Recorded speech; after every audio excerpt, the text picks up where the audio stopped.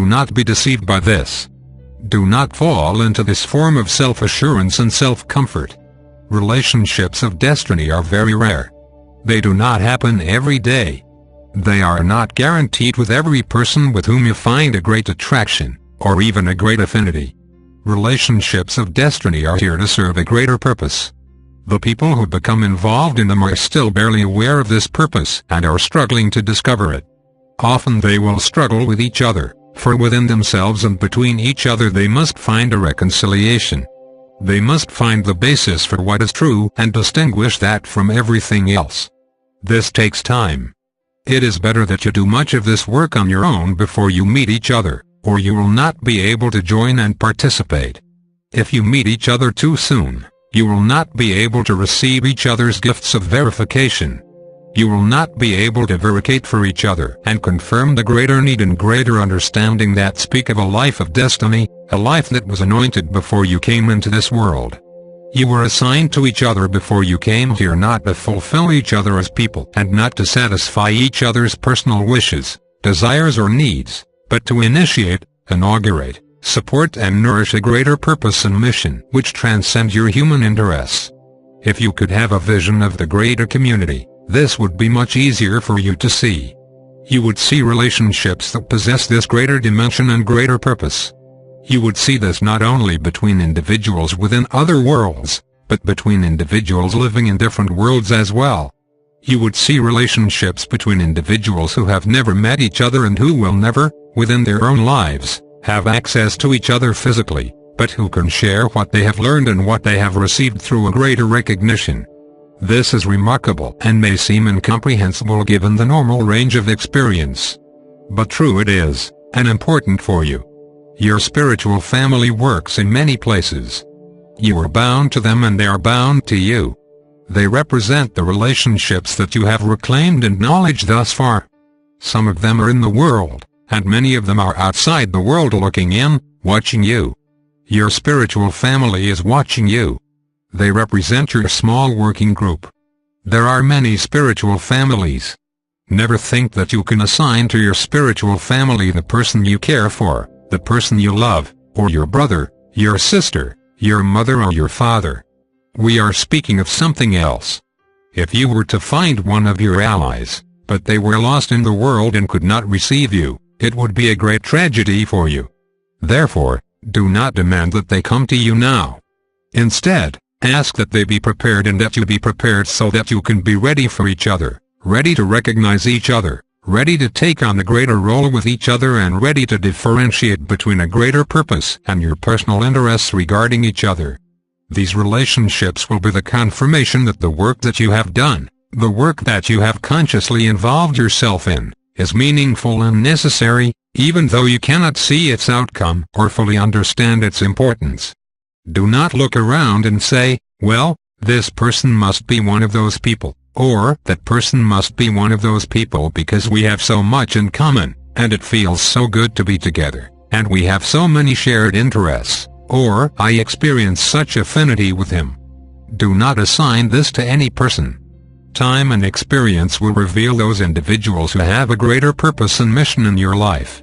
Restrain yourself in this regard and you will avoid many foolish and costly mistakes.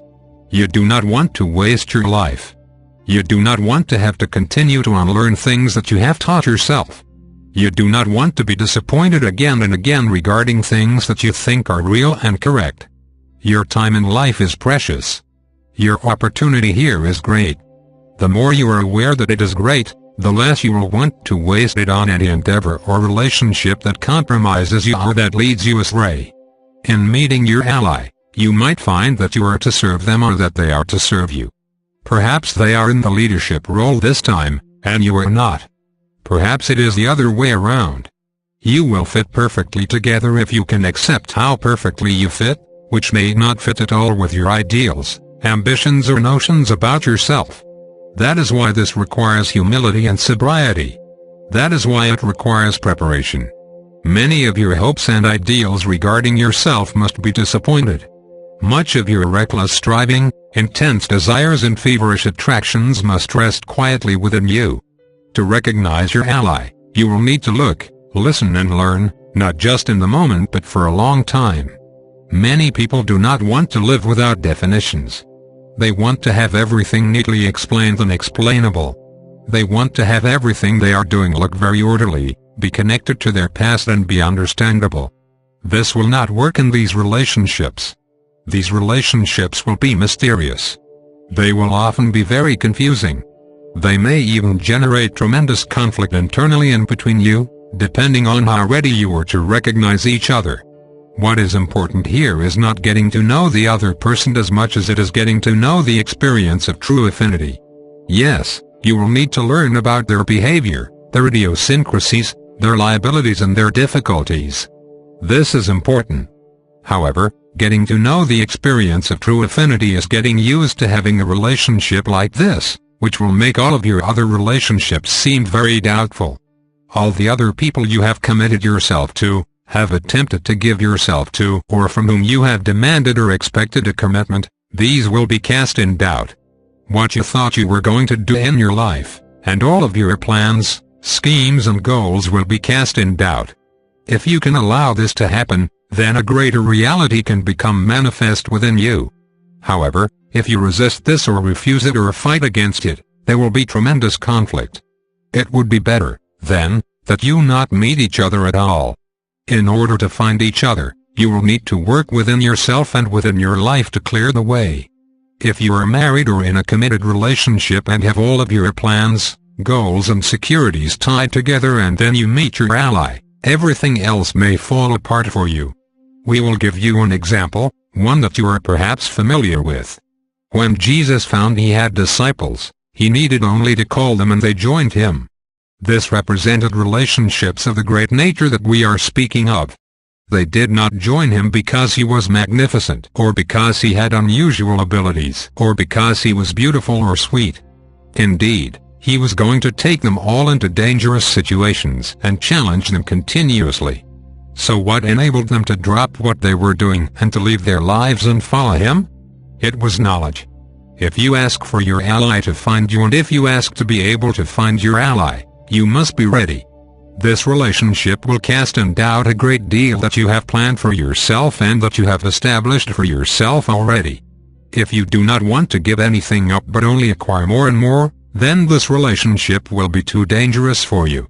The truth will be too dangerous for you.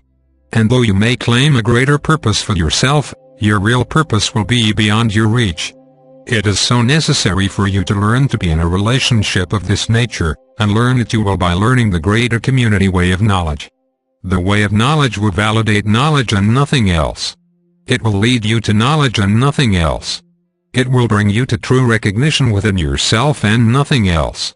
It will bring you to recognize your true allies in life and nothing else. Nothing else will be validated. You see, people want truth, but they want many other things as well. However, truth and these other things are not that compatible with each other. As your desire for truth grows deeper and your experience of truth grows deeper, then other things become seen as either useful or useless. However, they are no longer the central focus of your life. You are no longer drawn away by love or money. You are not captivated by beauty, grandeur, glory or security. You are not seeking to escape life or to be comfortably positioned. Instead, you are seeking something that verifies who you really are, why you have come into the world and what you must do here. These relationships are a central part of this initiation. Later, when we speak of the unseen ones, we will speak of a whole other realm of relationship that is related to your true allies. This will give you an even greater understanding of your purpose. As you have a life in the world, you have life in your ancient home.